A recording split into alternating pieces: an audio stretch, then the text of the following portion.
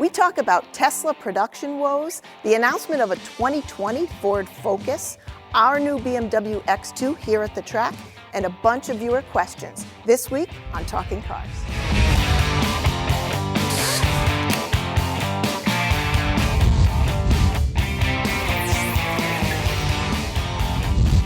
Hi, welcome to Talking Cars. I'm Jennifer Stockberger. I'm John Linkove. And I'm Ryan Pizlakowski.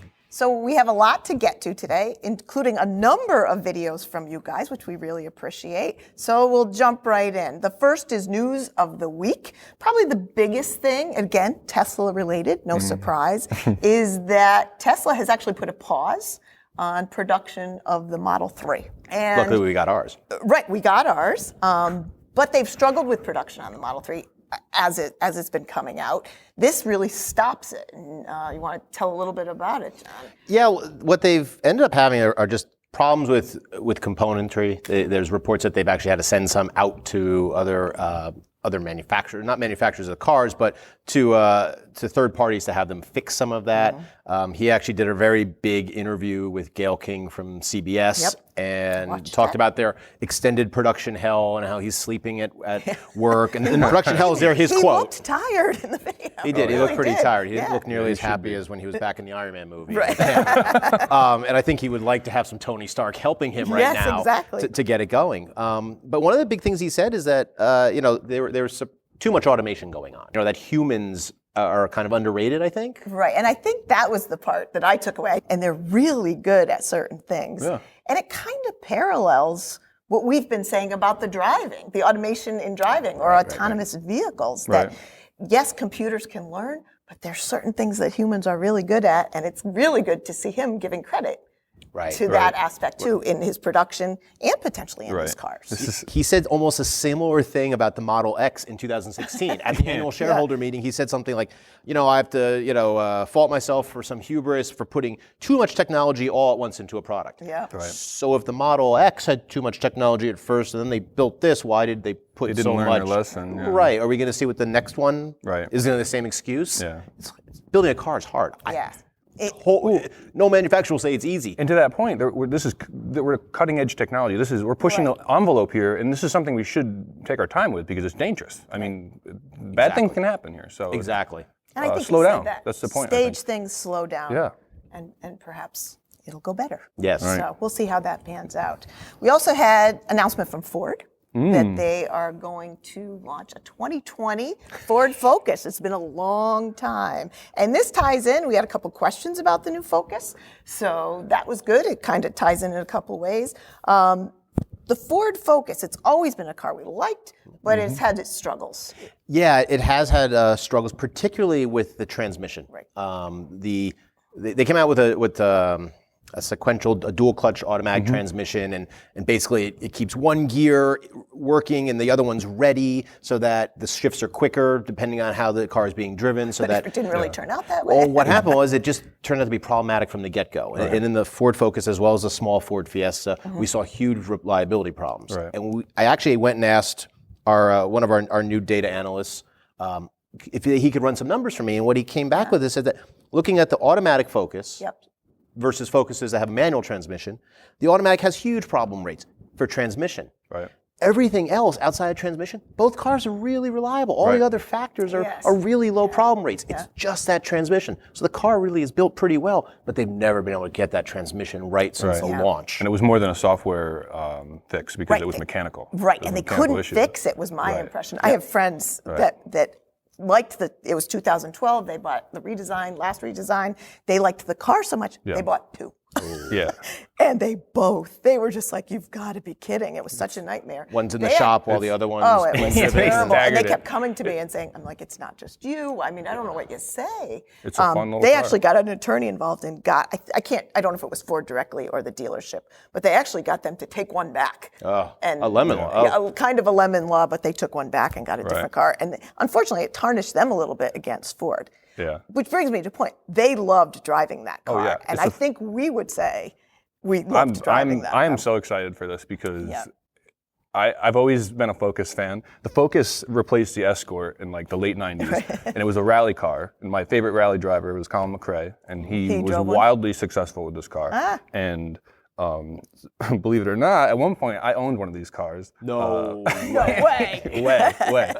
A friend of mine and I bought. It was a 2003 Focus ZX3 hatchback manual. Oh man. And we were so, going yeah. to do some autocrossing, motorsport stuff, and maybe cool. turn it into a rally car. It never came to full fruition, but. It was a fun little car. Yeah. They had, back in those days, I had that really good Duratec Ford motor in it. Super reliable. Manual, so it was pretty foolproof. So much fun. I'm really looking forward to this new one because I think it's going to be fun to drive still. And hopefully, the new automatic going to be a normal torque converter, more conventional automatic, so it should be.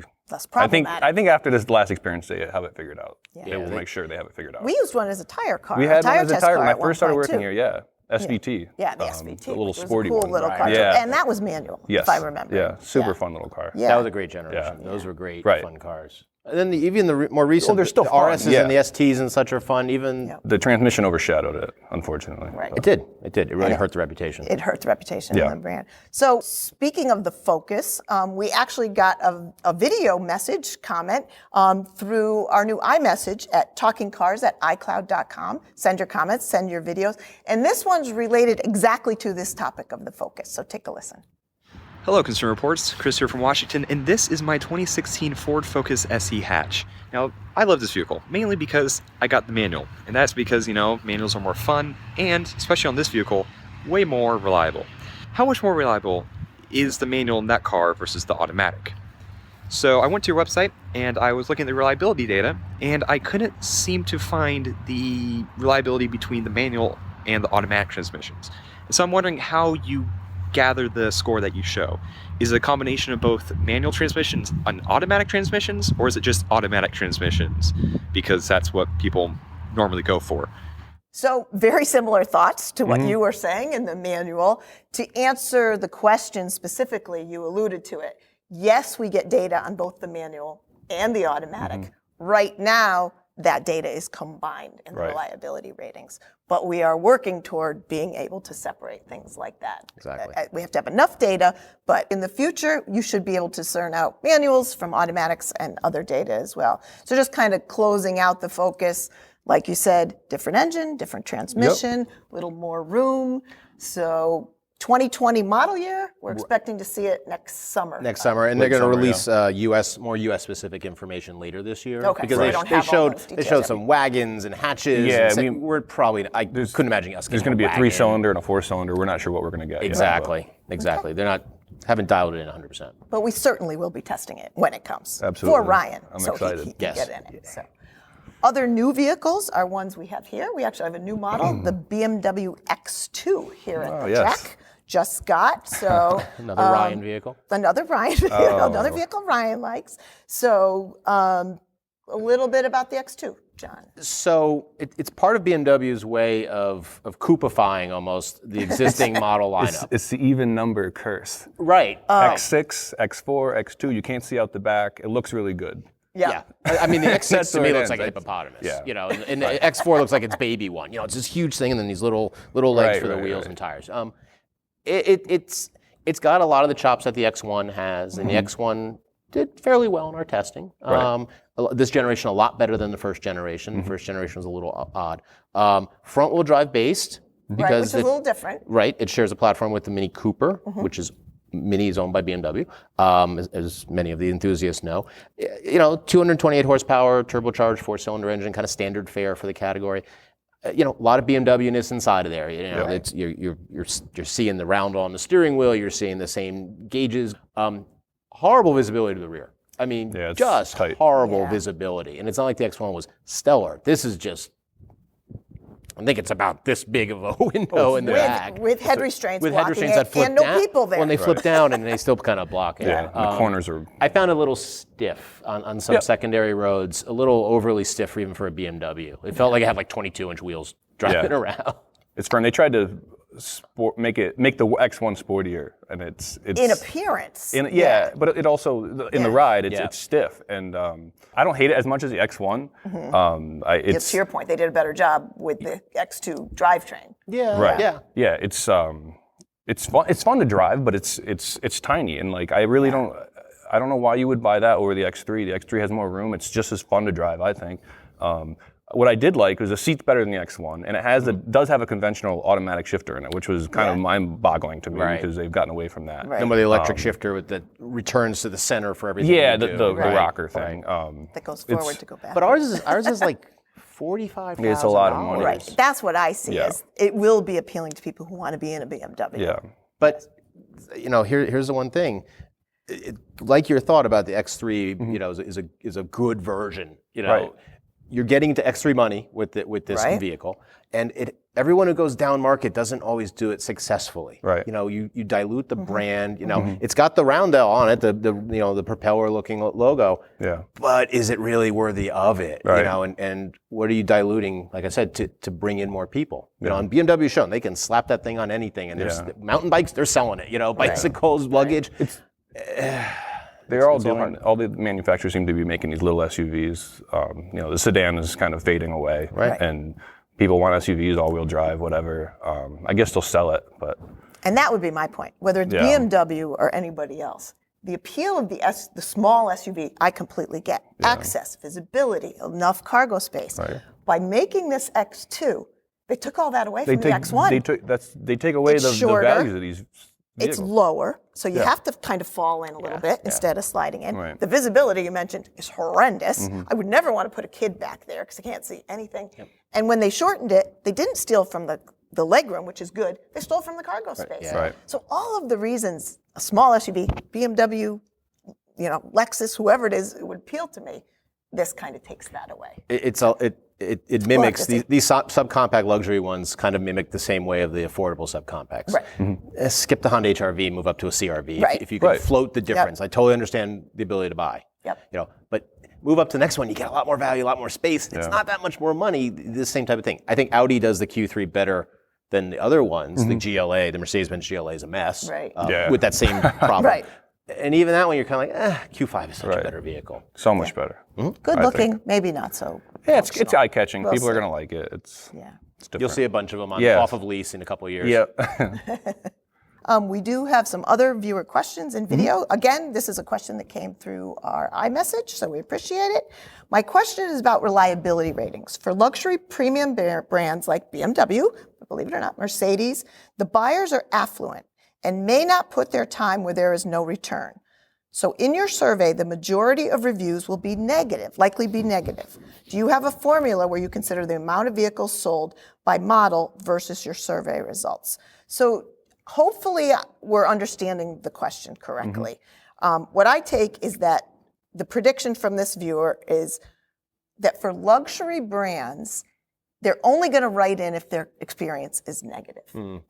So again, we had our new statistician, Steve, do a little digging. And the truth is, in our survey, not saying survey results everywhere, it's actually quite the opposite. For luxury brands, Audi, BMW, Lexus, Mercedes-Benz, and Porsche, for the tens of thousands of reviews that we get on those models, most of them, upwards of like 90%, are actually favorable. They love their cars, and they have little to no problems with them.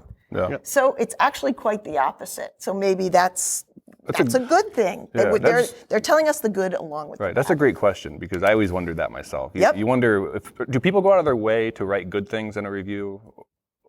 For us, they do. and our survey, apparently they do. Well, I think there's a lot of talk online. You only see someone who writes 5 stars for this or 1 star, and it was, and it's like the extremes. We went there and had a great time, or they treated me poorly. But really, people like participating in our annual questionnaire, our annual auto survey, because they know that their experience will be translated out, will give buying advice. Right. And they also like seeing how it compares with their experience compares with other people. So we get the full gamut. That's how we're able to do average.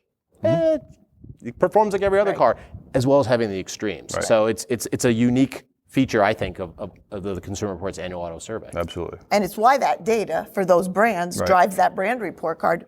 The top 5 are luxury brands. Exactly. So they stand out. So interesting question, and like you say, something you might have been inquiring about. So next we have a video question, concerns empty nesters and a new car. Hi, Consumer Reports. This is Michael from Toronto, Canada. My wife and I are recently empty nesters, and we are looking to retire our 2006 Honda Odyssey. It's got over 200,000 miles on it. We're looking for something that would be capable of towing a 3,500-pound camping trailer, seat 5 people, because the kids may come home. Our budget is about $35,000 to $38,000 US. We're looking for something, again, that's going to be reliable like the Honda and be able to put 200,000 plus miles on it. Latest and greatest safety features are a must. And lastly, our Odyssey is 201 inches. So something that could ideally fit in our garage would be a nice to have, but not a need to have. So any recommendations you have as to what we should be looking at and considering would be greatly appreciated. Thank you.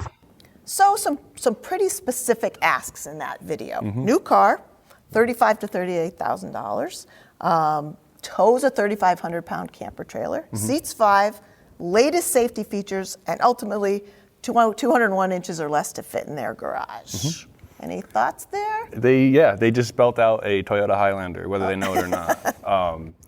So if you're going to tow a 3,500-pound camper, right, you don't want to be on the edge of. You don't want a car that tows 3,500 pounds. You want a car that can tow more than that. Right. Small. You that would pretty be a much pretty miserable experience, you think? Yeah. Well, you're stressed. Someone that is maxing out. Oh, you're maxing out the car, and it's a small SUVs. Most small SUVs, I think, are capped out at about 3,500 pounds. I think max. But you're also that's max on few of them. I think. Yeah. You're also towing with this little vehicle, wheelbase-wise, which isn't advantageous. So. You need to step up, into another, the next step up, which would be a Toyota Highlander. I think would be great. That tows 5,000 pounds. It's a 7-seater. It's got a third row. Maybe more seating than you guys need. It's a little more, but you're gonna have a way nicer time towing with that than you are with anything smaller. And standard safety equipment. And all they talked about their adult children perhaps being home, so maybe that would be a more comfortable car. And as the seat flips down. It's still there's still decent room back there, right? Yeah. So. And standard safety features. Yep. Toyota Safety Sense, so you might be right. And 191 inches, so fits in the garage. Au contraire. Just barely. I say au contraire. the Kia Sorento is a good option. Yep. All-wheel drive. Yep. You can get a 5-passenger version. Yep. So you don't need to have the weight of the flip seat. Yeah. Because one of the things you're talking about with, you don't want to hit the tow limit. You also want to be careful of the cargo capacity because with a lot of these, you put 4 people in the car, the trailer, and some bags. You're right up at the cargo capacity of the vehicle. So whatever weight you can get rid of. Fits in the garage. I think it's 187 or 186 inches. We actually said it bridged between small SUVs and midsize SUVs. Right. So you do have to upgrade to get forward collision warning and automatic emergency braking, but it comes with blind spot warning, and all new cars come with a rear camera. So possibility. Probably maybe in the price worth range looking too. into. A little bit closer, The only other thought I had was perhaps something like a Honda Ridgeline. You've been happy with your Honda, maybe a Ridgeline. Again, you get the 5,000 pounds towing. You get seating for 5. I don't know if you need an open bed for anything. It has a little trunk. But it has its trunk. And it's nice to drive. It might be because you have to go to the highest trim with Honda to get the safety features. I think it's pushing more like $41,000. But I wanted to throw it out there as a possible thought. So, There's a couple. Just avoid the small SUV. I think avoid the compact. Move up to midsize. Right. Most of them don't tow 3,500, but to your point, if you get there, you might not have a very good towing experience. You're going to want more than that. Yeah. We have another video. So we've got inundated with videos this week. We love it, love it, love it. So take a listen. Hey guys, how's it going? My name's Daniel. What do you think about paddle shifters on cars? A lot of new cars these days I see have paddle shifters on them. Anything from a Corvette to even a Honda Odyssey has them now. When you buy a car for Consumer Reports and it comes with paddle shifters, do you drive them in the manual mode? Do you think it adds anything to the driving experience? Personally, I drive my dad's 2010 Subaru Outback that has paddle shifters on it, and I think it's the only way to drive it, because otherwise you hear from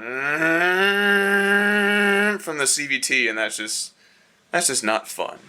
Okay, so paddle shifters. I'm going to defer because I'm going to be honest with you. I rarely use them. So for you drivers, more drivers or fast drivers, paddle shifters. They're everywhere, and they don't need to be everywhere. I mean, you just said you rarely use them. When's the last time you used the paddle shifts in Honda Odyssey? I mean, let's be real. Let's be real. have it? Be honest. Do they even have them? Can I see them back there? I look at it this way. If it's a real sporty car, like a Corvette or a Porsche 911, and it has a dual clutch gearbox, an automatic that shifts, automatically, manual. manually. Now that should have paddles. This all came from Ferraris. They always had paddle shifts. Everybody thought that was cool. Now we have Honda Odysseys with paddle shifts. Is there? Maybe they're doing that because when you're hauling a lot of stuff, you maybe want to change gears. They don't have the low range like they used to have. Yeah. I don't know. Starting up in snow, you could Yeah, theoretically taking start it down. in second gear, but Yeah, who knows even if the who's transmission's doing that. I know. I bump it with my knee more often and knock it out of gear or downshift it. It'll, it's just. What's funny is that some cars, even if you put them in a sport mode, Right. you still don't always get the paddle shift. Like you can shift it a couple times and use it. Oh, okay, I'm in sporty mode, and then it goes back to normal drive mode. So you're in sport, but it's not defeats even the leaving it purpose. in manual mode, right? Right. So, Or you hit rev limiter and it shifts anyway. right. Yeah. Right. Well, particularly track handling and stuff. It doesn't hold it in gear like someone who's driving a true manual would know. Right. I want to keep it in gear in this turn so I can upshift coming out of it. Right. They're gimmicks maybe for snow Well, that's and what I wet was use. gonna say. In his case, he's talking about a CVT transmission, and he's mimicking gears, which is I can understand that. That's maybe where I would use it. He's trying to hide the CVT, right? I Right. can see them, using the paddles to do that. But on a regular, like a Honda Odyssey, like why I'm not shifting it with that. It's a regular transmission is slow anyway. So when you click it, it takes a second. It's just. So unless you've got a sporty car, or you're trying to hide some horrible aspect of the transmission. Right. Yeah. For most cars, it sounds like it's more a gimmick than really useful. It's marketing. I think so. Marketing genius. Yeah, it looked that everyone cool. needs a paddle shifter. It looks cool when you see these paddles behind, these big wings behind the steering wheel with the plus and minus on them. It looks cool. It does. Yeah. And it's Ferrari-like. It's Ferrari-like. Ferrari-like. So thanks for watching. We love your comments, questions, videos. Text them to TalkingCars@iCloud.com. If you want more information on the cars we talked about today, check out the show notes below. And as always, thanks for watching.